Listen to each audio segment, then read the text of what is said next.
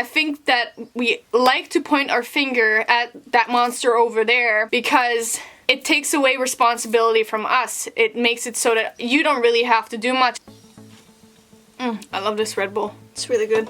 Hey guys, what's up? In today's video, I'm gonna be addressing something a bit more serious, a bit more important than other things I had planned. I'm gonna be addressing Black Lives Matter, racism. I feel as though that is my obligation, my duty as someone with a platform to address issues like this, because I already am, you know, a voice. I'm speaking out loud. You know, I have a YouTube channel. I do speak about important things. So I feel as though this is something that I really need to talk about. So yeah, here I am talking about it. With that being said, I just want to give a disclaimer. I have been going back and forth on whether or not I should even make this video, because I kind of have in the back of my head, you know, who am I to be even talking about this? You know, I don't have all the answers. I am not the most knowledgeable, which I'm gonna get to later, about, you know, admitting you don't know that much about something, and also specifically racism. But I still feel as though I should not stay silent on this. I should speak up, even though I might not be perfect, even though maybe I'll make mistakes in things I say. So I just want to open up the door to criticism if I do say something that's wrong or something offensive. I don't think I will, but I just want to give that disclaimer. I want the world in general to be more open to criticism, especially when it comes to racism, so that we can grow, because I think if we open ourselves up to the possibility of being wrong, that's the only way, or that's a good way that we can grow. Anyways, I'm gonna get to that later. I'm already getting into the topics. So in this video, basically, I want to address some main points that I think is important for going forward in this movement. From my perspective, this is just what I think, and I could be wrong, and yeah. So I've been thinking a lot the past 2 weeks or so as this thing has really come forth to light. I've been reading a bunch of information, sharing stuff on Instagram, some resources and stuff. Actually, if you guys, not to like self-promote here, but if you guys are interested, you can follow me on Instagram, and I have a little story saved where I share information. And yeah, anyways, so I've been thinking about what is the most impactful each individual can do, especially white people, you know, people that don't experience racism. And I always come back to the same thing, and I generally in my life come back to this when it comes to social issues and stuff, and that is I always come back to education, knowledge, awareness, actually trying to put yourself in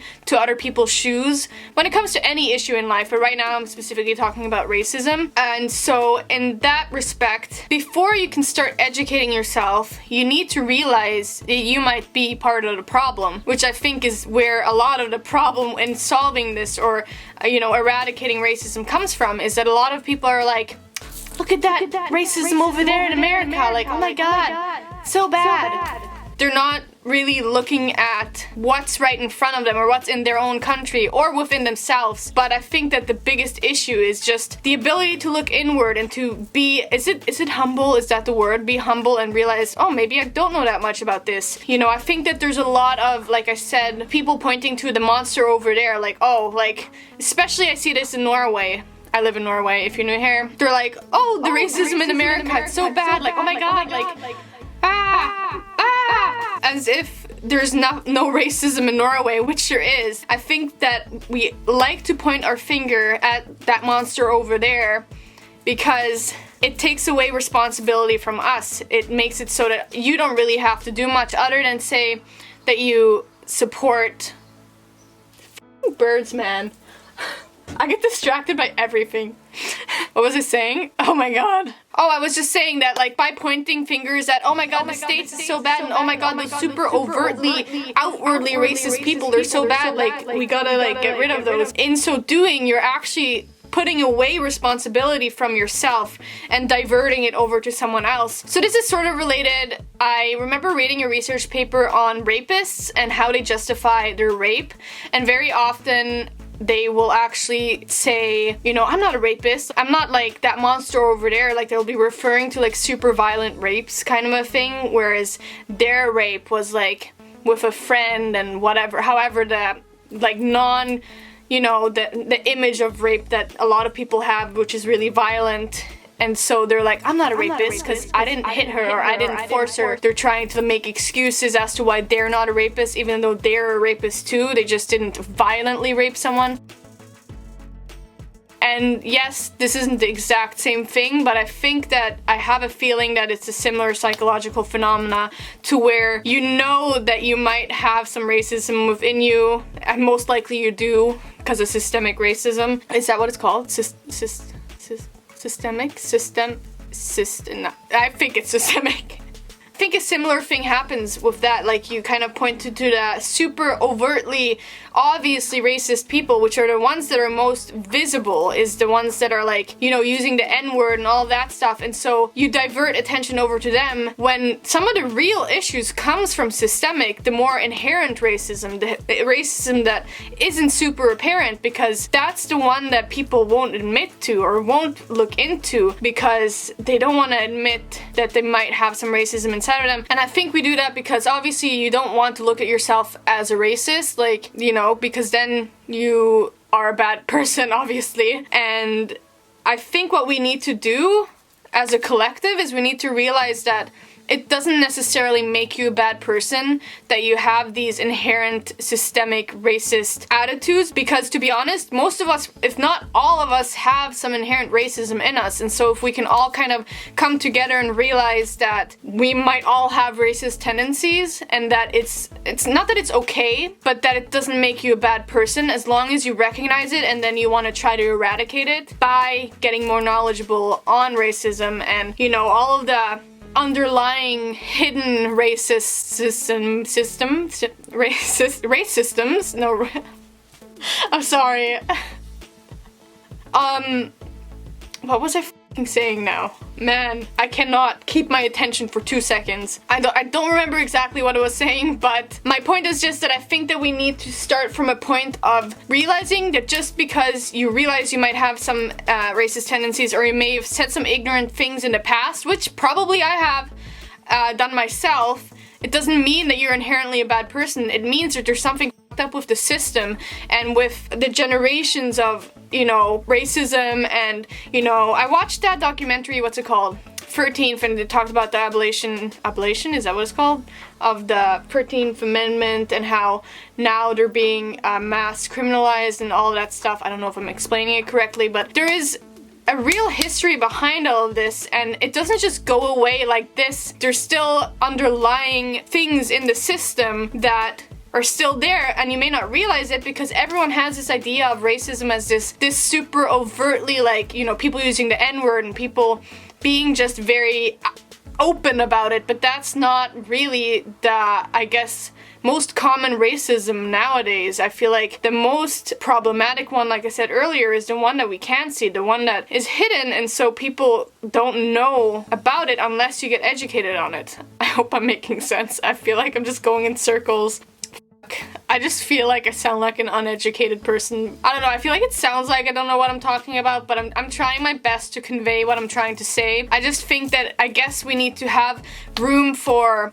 The only way to start getting educated is to realize, hey, I actually don't know that much about this, and maybe I have been ignorant my whole life or in the past or whatever, and then start researching. I think a lot of people don't want to start researching and getting educated, you know, watching documentaries, all of these different things that you can do to gain some more information about it. The only way to deconstruct it is to know the roots of this. You have to kind of start from a point of like admitting that maybe you don't know much, and that's okay as long as you're willing to like fix it and like work on it and us be in this together.